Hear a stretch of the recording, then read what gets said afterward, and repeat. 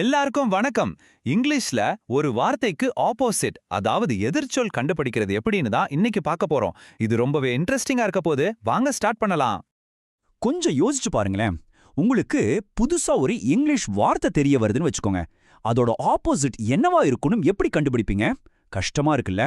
ஆனா இதுக்கு ஒரு சூப்பர் சீக்ரெட் இருக்கு. அதைத்தான் நம்ம இன்னைக்கு தெரிஞ்சுக்க போறோம். அந்த சீக்ரெட்டோட பேரு தான் ப்ரீஃபிக்ஸ்.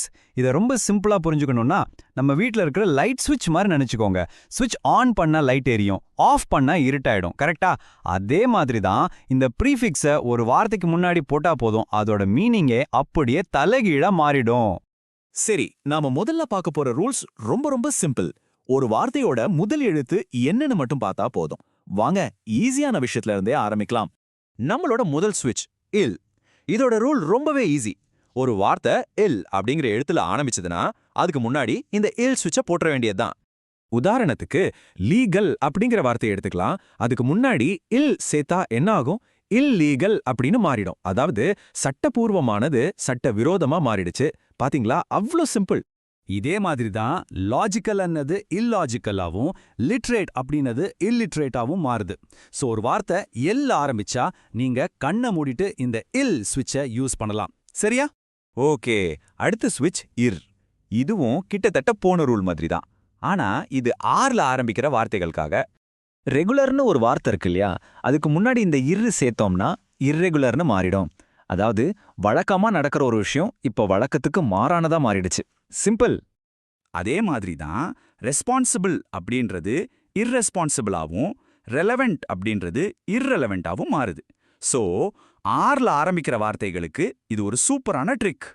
சரி, இப்போ நாம அடுத்த லெவலுக்கு போலாம். இது வரைக்கும் முதல் எழுத்தை மட்டும் பார்த்தோம். ஆனா இனிமே பார்க்க போற ஸ்விட்ச் நாம என்ன அர்த்தத்தை கொண்டு வர நினைக்கிறோமோ அதை பொறுத்தது. முதல்ல மிஸ் ஸ்விட்ச். இது ஒரு விஷயத்த தவறா இல்லனா மோசமா செஞ்சுட்டாங்கன்னு சொல்றதுக்கு யூஸ் ஆகும். இதுக்கு பெஸ்ட் எக்ஸாம்பிள் அண்டர்ஸ்டாண்ட். இதுக்கு முன்னாடி மிஸ் சேர்த்தா அது மிஸ் அண்டர்ஸ்டாண்ட் ஆயிடும். பாருங்களேன், சரியா புரிஞ்சுக்கிறதுங்கிற மீனிங் தப்பா புரிஞ்சுக்கிறதுன்னு அப்படியே மாறிடுச்சு. பாத்தீங்களா? பிஹேவ் ஆனது மிஸ் பிஹேவ் ஆகுது, லீட் ஆனது மிஸ் லீட் ஆகுது, ஸ்பெல் பண்றது மிஸ் ஸ்பெல் ஆகுது, யூஸ் பண்றது மிஸ் யூஸ் ஆகுது. நம்ம டெய்லி லைஃப்ல இந்த மிஸ் ஸ்விட்ச் எவ்வளோ பவர்ஃபுல்னு இதுல இருந்தே தெரிஞ்சுக்கலாம். நம்ம லிஸ்ட்ல கடைசி ஸ்விட்ச் நான். இது இல்லாத இல்லனா இல்லை அப்படிங்கிற ஒரு ஸ்ட்ராங்கான மீனிங்கை கொடுக்கும். சில நேரத்துல இதுக்கப்புறம் ஒரு சின்ன ஹைஃபன், அதாவது ஒரு கோடு போடுவாங்க. உதாரணத்துக்கு ஸ்டாப் அப்படிங்கிற வார்த்தை நான் ஸ்டாப்னு மாறுது. நம்ம எல்லாரும் நான் ஸ்டாப் ஃப்ளைட்னு கேட்டிருக்கோம் இல்லையா? அதான் எங்கேயுமே நிக்காம போறது.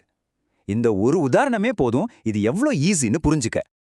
இன்னும் சில உதாரணங்கள் பார்த்தா சென்ஸுங்கிறது நான் சென்ஸ் ஆகுது, வெஜிடேரியன் என்றது நான் வெஜிடேரியன் ஆகுது, வயலன்ஸ் என்றது நான் வயலன்ஸ் ஆகுது. ஏன், நம்ம கிச்சன்ல யூஸ் பண்ற நான்ஸ்டிக் பேன் இருக்கே, அது கூட இந்த ரூல் படி வந்ததுதான். சூப்பர். இப்போ உங்ககிட்ட 4 பவர்ஃபுல்லான ப்ரீஃபிக்ஸ் ஸ்விட்சுகள் இருக்கிற ஒரு புது டூல் கிட்டே இருக்கு.